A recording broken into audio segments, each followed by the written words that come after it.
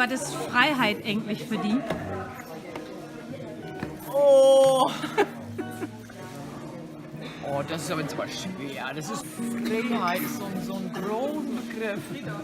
Freiheit ist das ist halt zu tun und zu machen und zu sagen und zu denken, was du willst.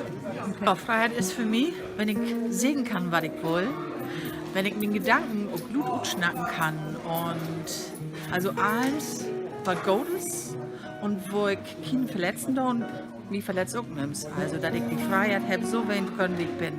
Freiheit. Freiheit ist für mich wie zu leben und ich habe die Möglichkeit, was zu sagen und dass mir das übernommen wird und dass ich vor das Gitter kommen darf. Und das ist gewaltig viel. Und das ist für mich auch Freiheit. Ach, Freiheit. Frei werden.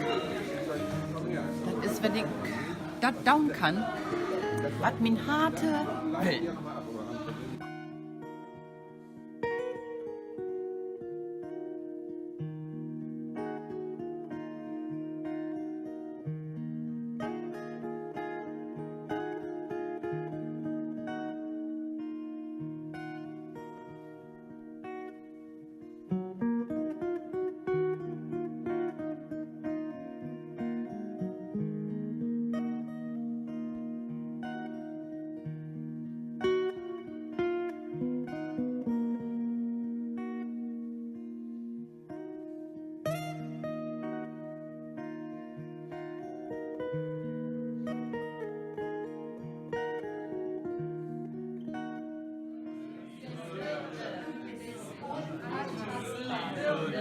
Die Würde des Menschen ist unantastbar.